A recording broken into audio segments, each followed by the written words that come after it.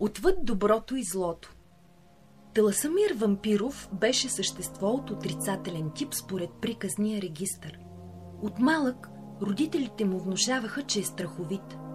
Често му даваха пример с собствените си ужаси, вършени по пълнолуние, когато беладжийските цели са значително по-точно улучвани, отколкото в малолунните нощи. Като част от обучението си ходеше и на страховито училище, където отново и отново му наливаха, че са му чужди всякакви добри намерения и че животът му следва да е насочен към отрицателни резултати. За всеобщо съжаление обаче, Таласамир постоянно задаваше нелогични въпроси. Какво да отрицавам, кой е писал приказните закони, защо само феите могат да създават усмивки?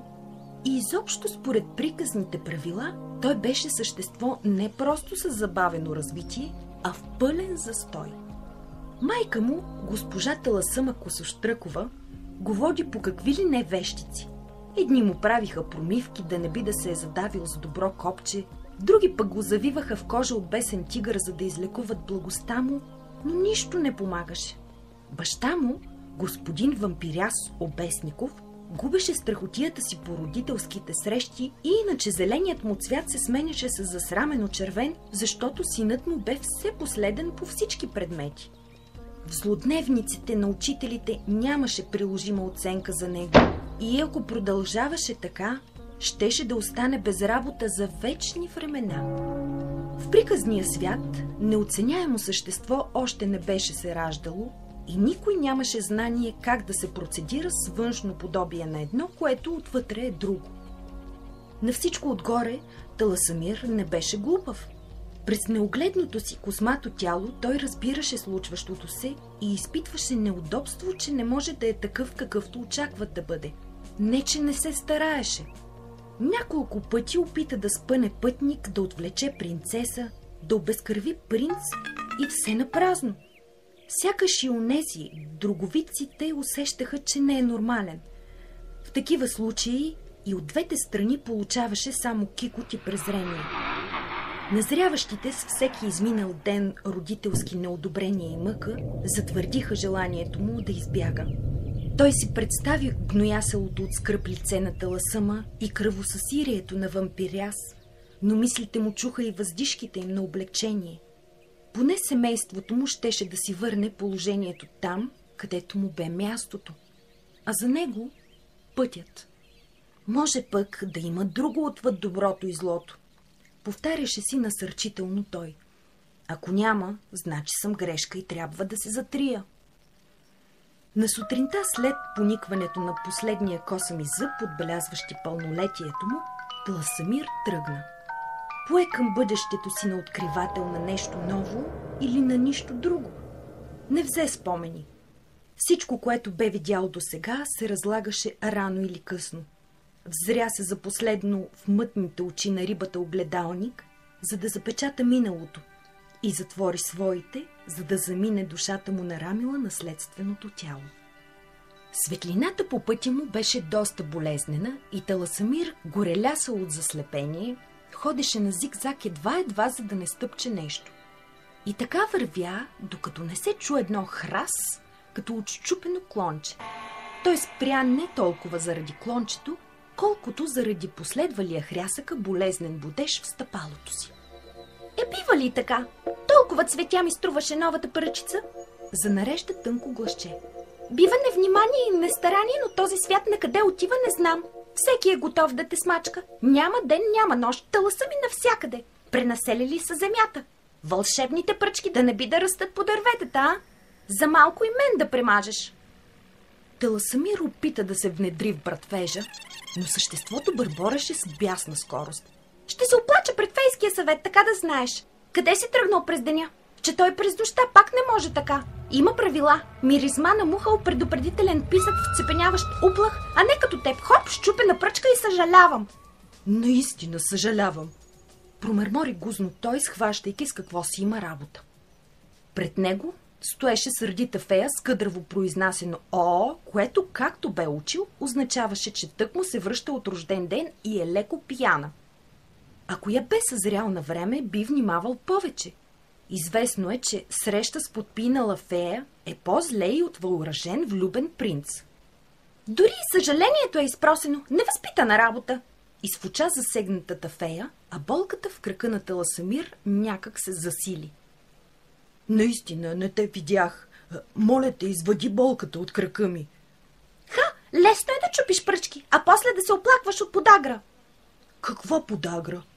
Видно е, че в училище не ви учат на нищо добро. За подаграта ли говорим? Не, за пръчката. Навиваше се още и още полудялата фея. Кофти система. И после защо само на високосна година ходя на празник? От всякъде надничат таласами. Принцесите нетърпеливи. Принцовете в стрес.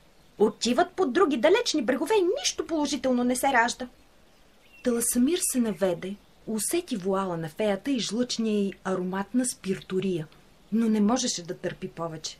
Дори не разбра как я сграбчи и хвърли, изваждайки токчето на обувката й от кръка си. Болката спря, но се чу писък, последван от неистово ръмжене.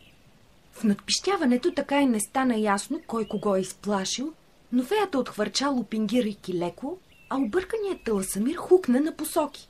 Плъсна се и събуди някакво дърво, което страдаше от разходки на влюбени катерици цяла седмица и тък му се унесеше.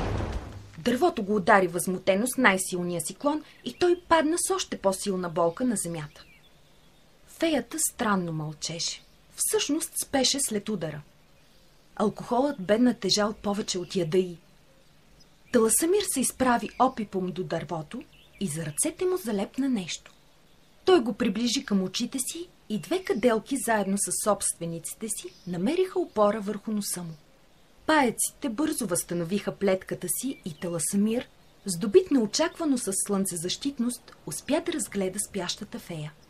Внимателно я положи на ръката си и я сгуши в меката козина. В далечината пред погледа му се разгърна огромна поляна с цветя и той забърза нататък, доколкото трумавостта му позволяваше.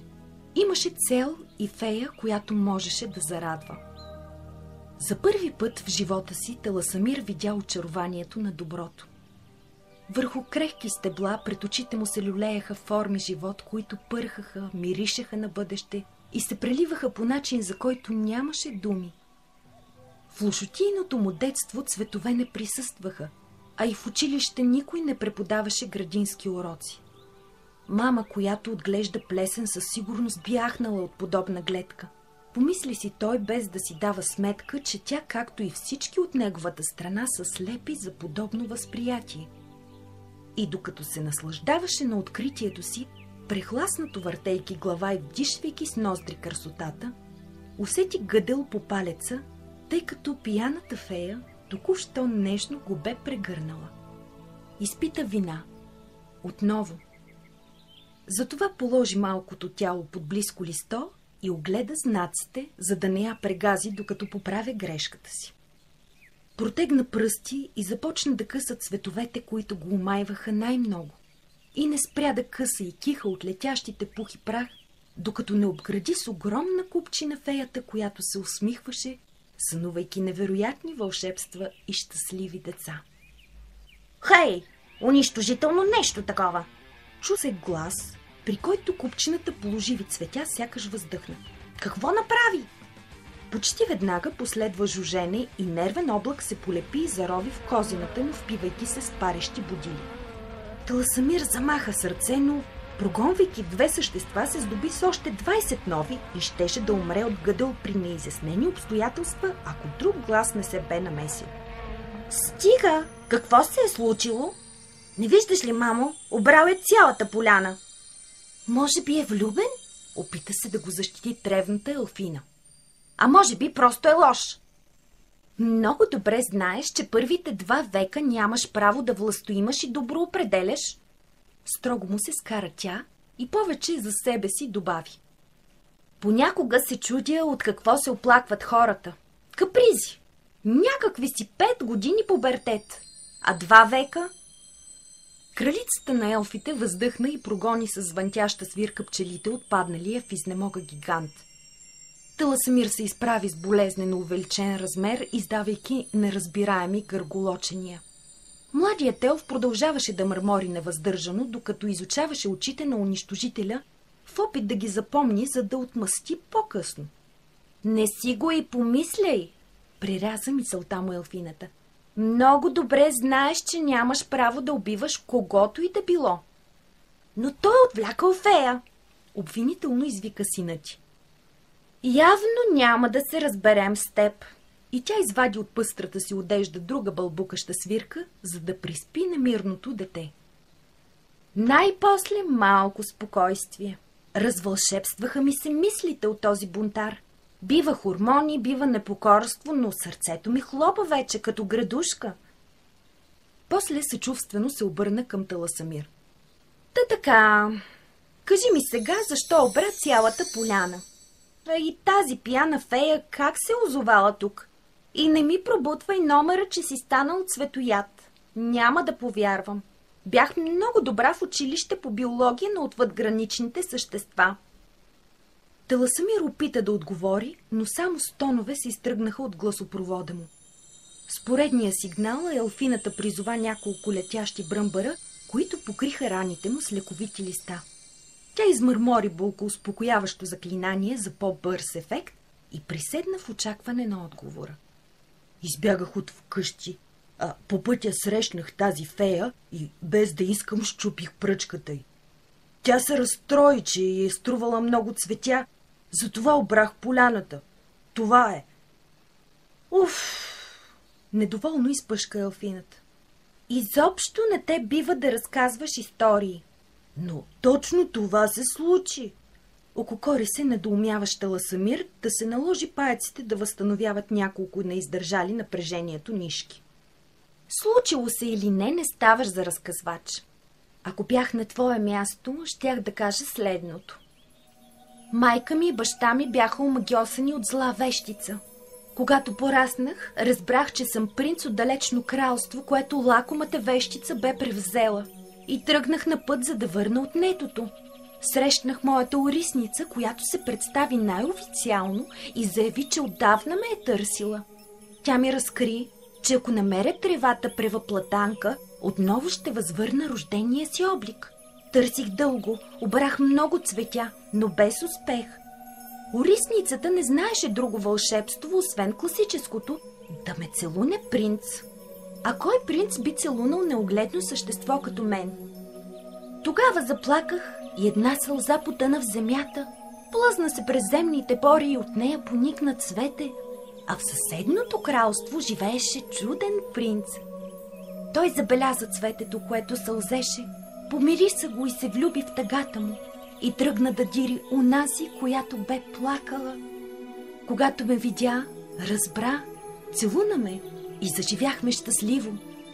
Аз, разбира се, върнах младостта и красотата си, а от любовта ни се родиха човешки деца.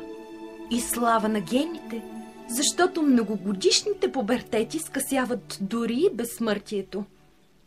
Тя така се бе отнесла в фантазията си, че Таласамир напълно се обърка какво и как трябва да разказва, за да бъде одобрен като разказвач на истории.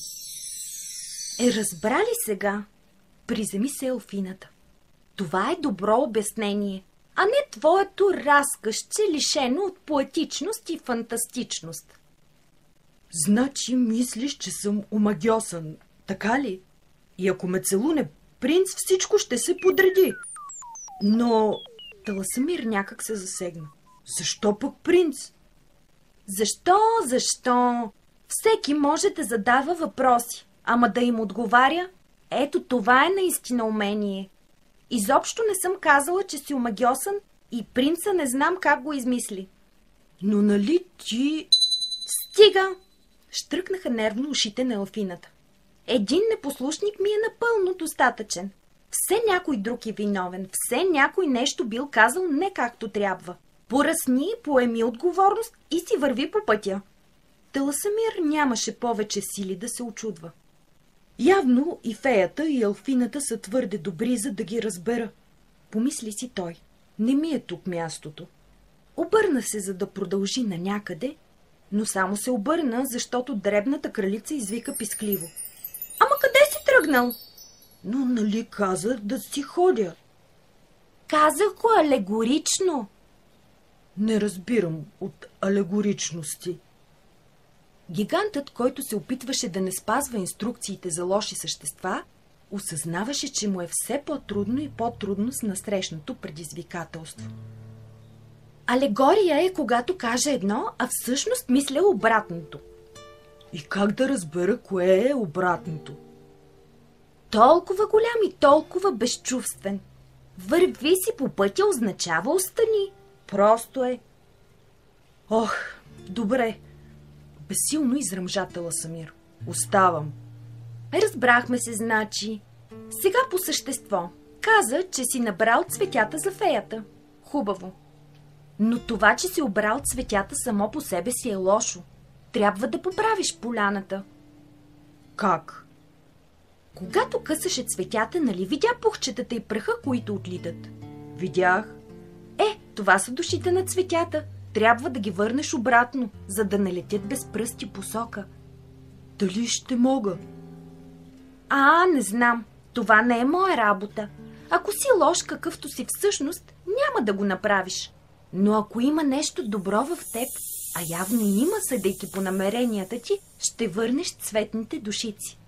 Хайде сега, тръгвай. Уморих се да те поучавам. Таласамир продължаваше да стои взрян в елфината. Какво стоиш още? Но нали ми говориш наобратно? Объркан свят, объркани представи. Никой не ме разбира. Махай се от тук. Не алегорично говоря в момента. Отсече тя.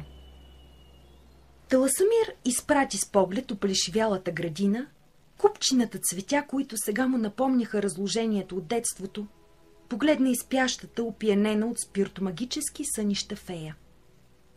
Отново на пътя, между злото и доброто, той се зачуди на къде да поеме. Не чуваше тропот на мътни сенки, които го викат да се върне назад, но не виждаше и усмивки, насърчаващи го да твори добро занапред. И се чудеше, къде ли може да намери целувка, която да промени тялото или душата му, за да принадлежи към едната или другата страна изцяло. Паежените на очите му увиснаха от гъсти, тежки сълзи и вече не можеше да вижда нищо, освен собствената си мъка. Дори не разбра, кога небето заплака с него и как вятърът влетя през очите му и се завихри в сърцето му.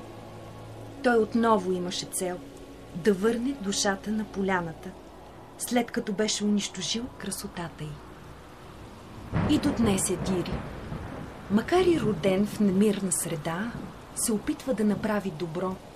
И пак руши, и пак възстановява. Старае се и някак все не успява.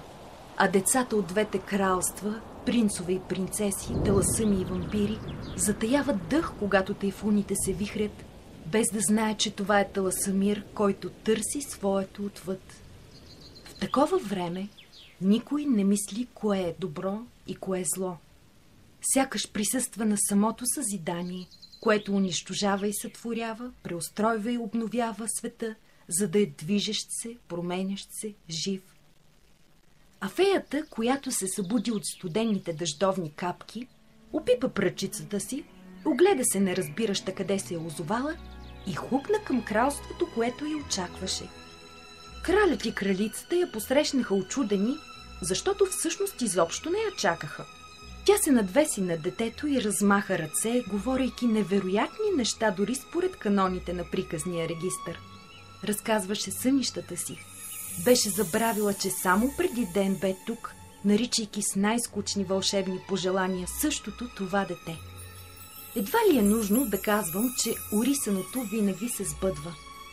И когато след години порасналата кръщелница промени с извършените от нея дела овехтелия кадастър на приказките, всички си спомниха за феята, която я бе орисала при повторното си пристигане.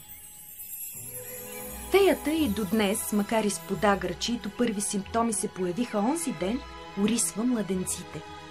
А когато не е на празненство, ходи по пътя. Онзи, същия промеждутъчен път. Тя все се надява да срещне Таласамир, за да му благодари за промяната и да го попита дали не е чувал за някое лекарство срещу подаграта й.